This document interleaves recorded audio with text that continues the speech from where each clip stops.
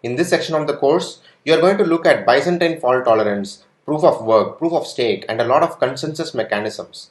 As you know, consensus mechanism is the backbone of blockchain, and hence it is imperative that you understand this mechanism, and that's how you understand the entirety of blockchain.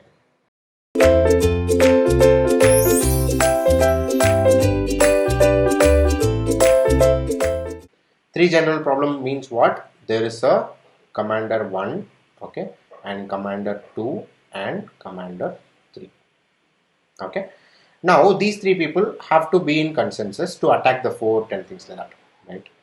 What happens is that first, let's say, okay, there are two commands called attack and retreat. Okay, for simplicity purposes, we'll take only attack and retreat. Okay. Now this person, commander 1, proposes, okay, that we attack. So he will send the message to commander 2 called as attack, and he will also send a message to commander 3 telling attack. Okay. Now this is where the confusion comes in. C2, right? C2, the commander 2 has to believe that this C1, right, is not a hacker. Okay, is not trying to confuse the system. He wants to make sure that commander 1 is a loyal person, okay, loyal to the troop. Okay, so for that, what he does is he also wants a confirmation mechanism. He will send a message to commander 3 and ask, hey, what did this commander 1 tell you? Did he tell you to attack or did he tell you to retreat? Okay, just for confirmation. Now C3 will respond back.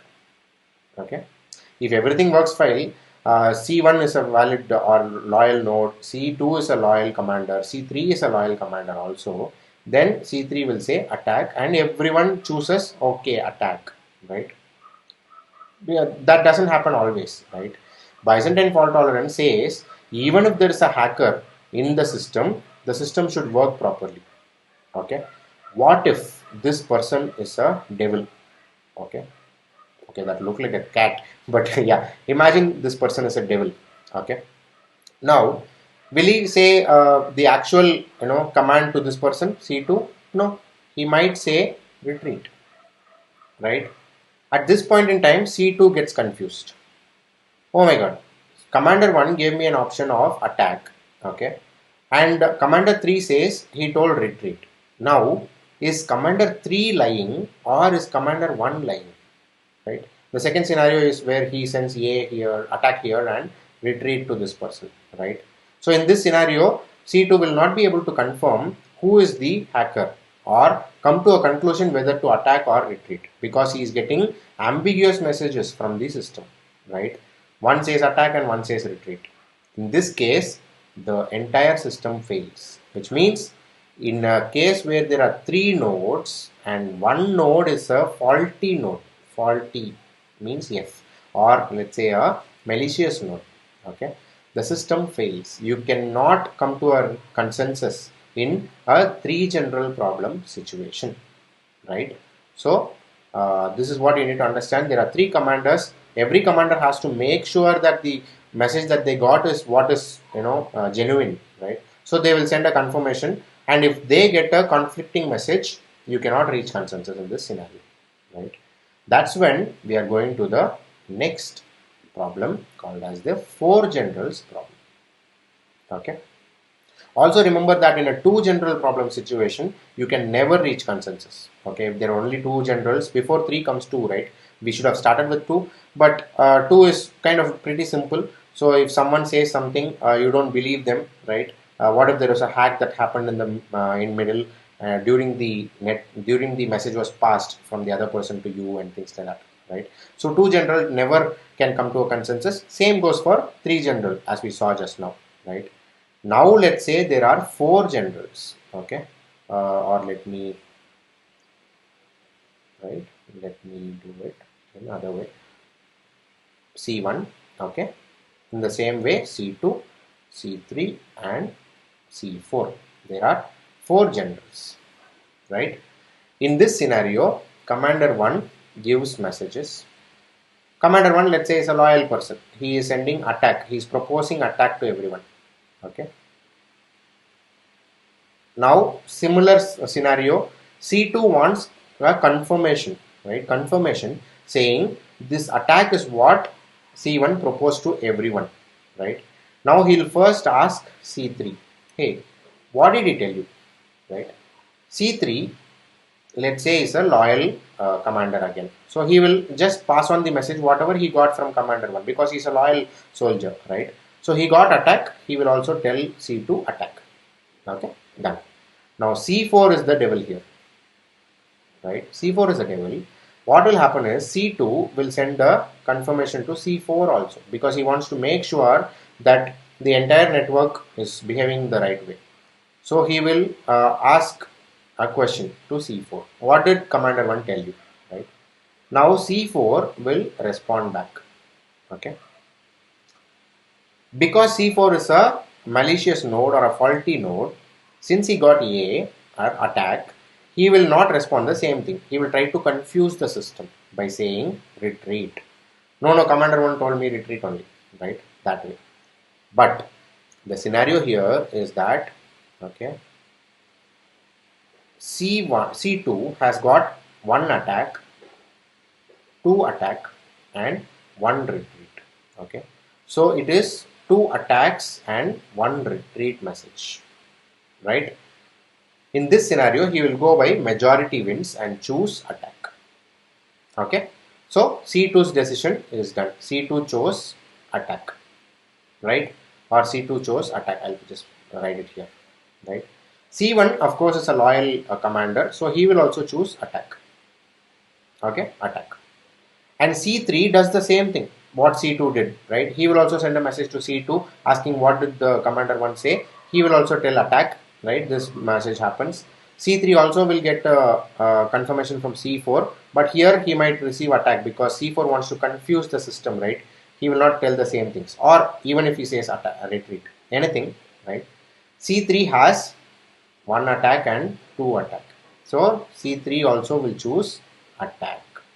So 1, 2, 3, all 3 commanders chose attack, and C4, if you look at attack, and then he will also do the same thing. Both the places he will get attack only back, right? Attack from C2, attack from C3. So he is bound to choose attack. Okay.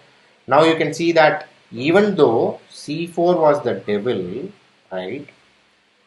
And he was trying to confuse the system by saying retreat and attack and to different people, the system, right, the network C1, C2, C3 and C4 stayed in a consensus, right?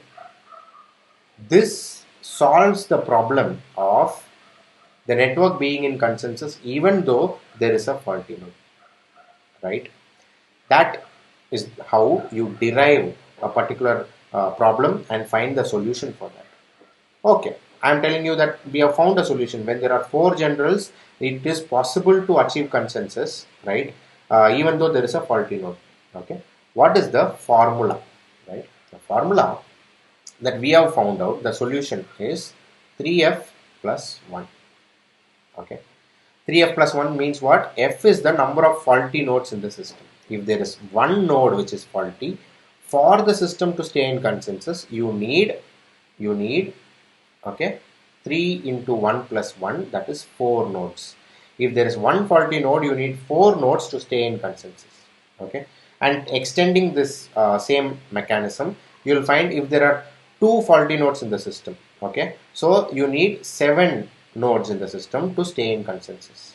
If there are 3 faulty nodes, 3 3s are 9 plus 1, 10 nodes in the system to stay in consensus. Okay, so that is the solution for this Byzantine generals problem, and we have found out the solution in 4 generals, right? Because 2 general we will not be able to come to a consensus, 3 general we were not able to, as we saw earlier, right? And 4 general, when we looked at, because of this, multiple confirmations that are got from the other generals, we were able to reach a consensus, and we found out that 3f plus 1 works. Okay, so this is the concept of Byzantine fault tolerance mechanism, right? So this is a consensus mechanism that's available, and let's take an example of 10,000 nodes, okay, or 10,000 faulty nodes. You are expecting, when you are creating a blockchain, you are expecting that there will be 10,000 faulty nodes. So how many nodes, how many total number of nodes should be there in the system is 30,001. Okay, if there will be 10,000 faulty nodes in your system, there should be a minimum of 30,001 nodes in the network, right, to stay in consensus. That's what this 3f plus 1 means. Okay, we have seen this Byzantine fault tolerance, and the formula we achieved is 3f plus 1. Okay, I hope this was clear. Otherwise you can go back and watch the video again to understand Byzantine fault tolerance, how we derive the solution, right? Now you might ask me, this is not used by Bitcoin, right? This is not used by Bitcoin. Bitcoin uses some other consensus mechanism called as proof of work, where you ask the nodes to do some work before submitting a block and all of these things to prove that they are a valid network, valid node in the network, right? Why does that happen? Why can't we use Byzantine fault tolerance, just say 3f plus 1 and be done with it, right? The problem, okay, is that whenever C1 sends a message, it sends 3 messages, plus C2 needs to get a confirmation from the other nodes, all the other nodes, okay? So C3, and then it gets a message back. It sends to C4 and gets a message back, okay? If there are 5 nodes, it will again send 2 more messages, right? So the number of messages that is being passed in between the nodes in the network increases, keeps increasing, right? The formula for that is n into n plus 1. Okay, so if you look at there are let's say 7 nodes. Okay, 7 into 8, right? 56 messages has to be passed in the 7 node network, okay, just to confirm a decision, right? So if you receive a new block, right, whether to accept it or not is the decision, let's say, okay. To the receiving the block is just one message that is coming to you, right? But to confirm that, you are sending 56 messages in a 7 node network itself. Imagine the Bitcoin network or Ethereum network today has 7,000 to 10,000 nodes, right? Then imagine the number of messages that is being passed between the nodes to confirm that one block itself. And there will be thousands of blocks, thousands of transactions going here and there in the network. In that case, because of the number of messages that are being passed and requests being sent in the network, it becomes infeasible to use this consensus mechanism in Bitcoin because of the sheer number of nodes that are there in the Bitcoin network. Who knows, today it might be 10,000, tomorrow it might go to 100k, and after let's say 20 years there might be a million nodes in Bitcoin also. If there are a million nodes, imagine the number of messages being passed between the systems, right? It's completely inefficient and infeasible to use Byzantine fault tolerance into this, right? So this was the issue that was faced before Bitcoin was introduced, right? And proof of work was introduced. Okay. Now you understand what was the issue and what was solved by Satoshi Nakamoto beautifully using proof of work, right?